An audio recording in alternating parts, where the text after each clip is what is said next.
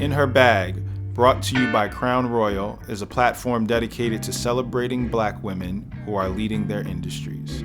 The world is just catching up to Black women being the sauce, and we want to give these powerful women a space to tell their authentic and honest stories. In an industry like the fashion industry, it's not only hard to differentiate yourself, but to also elevate yourself and your craft.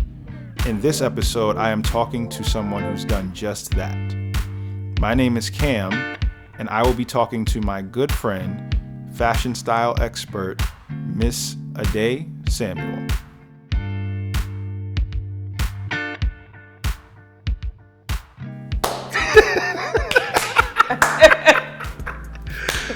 Oh man, this is going to be so fun. First of all, thank you for being here. Thank you for doing this. This is super important to me to be able to tell these wonderful stories about Black women in leadership. Today I have fashion style expert Ade Samuel with me.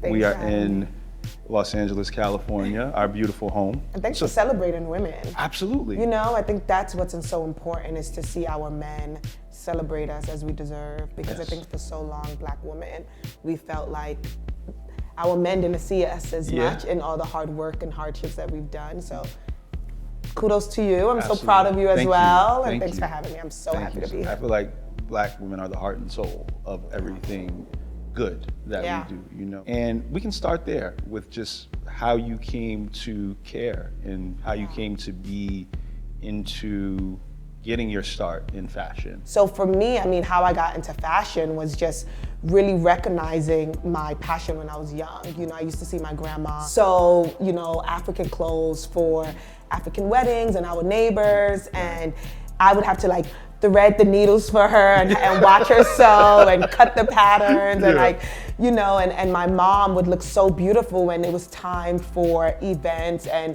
weddings and the traditional celebrations that exist in the culture that I'm from. I'm Nigerian, I'm raised in the Bronx and now living in LA. But I think I was so innately inspired by that, right? But then I started to fall in love with television, music videos, movies, and just growing up and being like, oh my gosh, like I would be watching the movie but really paying attention to the style. The fashion world is so broad. What separates Ade Samuel?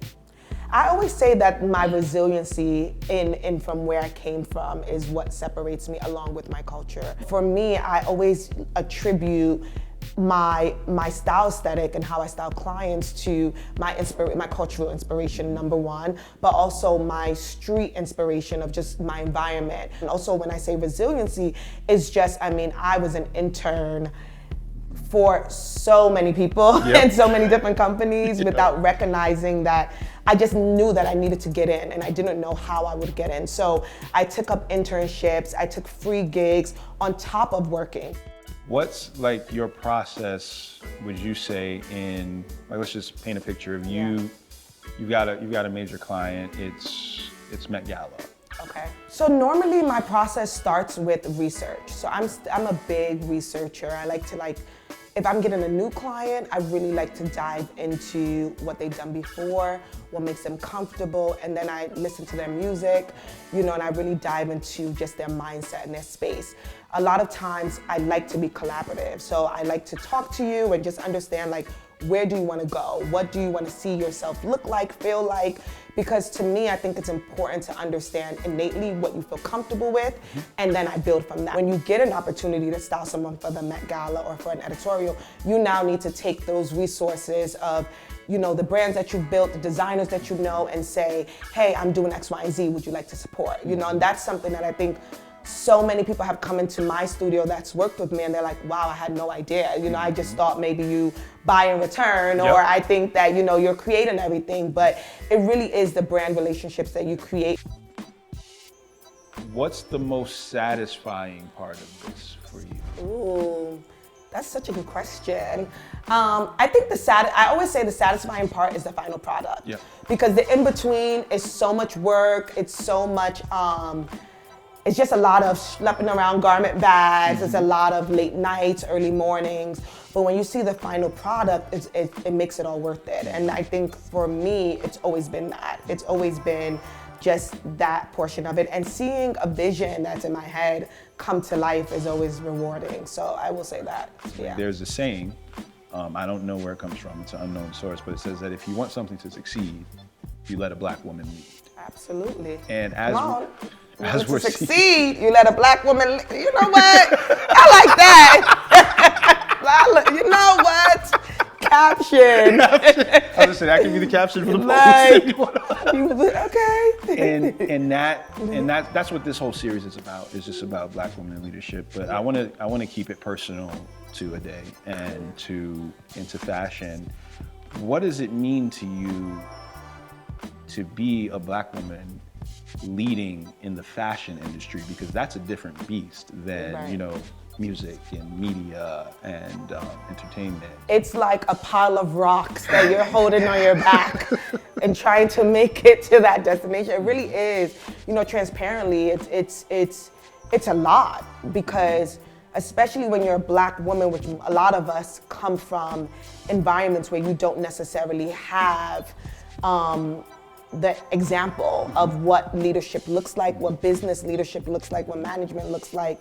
And that was my case, you know, so a lot of it has to be learned and taught, and sometimes taught from, you know, other cultures that don't respect you because of what they've been conditioned to believe. So, you know, I remember being in positions where black men would be like, you know, you're a black woman, so you're gonna have to work 2 times harder. And that's the mantra that black women tell themselves, because that's what they've conditioned us to, and that's what they've created as an environment for us. So it's hard, you know, being in that leadership role where when you're, you know, opinionated or strong in your voice and your stance, sometimes that could be labeled as the angry black woman or the difficult one. Now we see things changing, and it's changing because of us. It's changing because our generation is really saying enough, and we don't want to have to work 2 times harder. We want to work equally.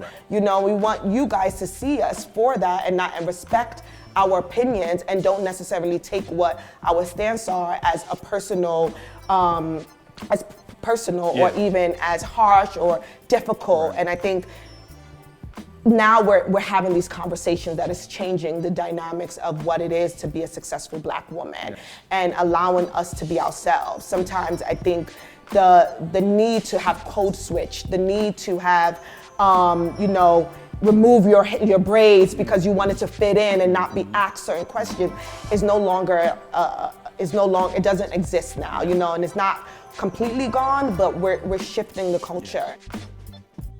You are drinking the $1 Billion Apple, which I almost finished. The $1 Billion Apple is tasty. You know, I have the Crown XO Neat that I am drinking, and I say all that to say, cheers to you. Cheers! Thank you for having me. Thank you for coming. Great. Toast to you. Yes.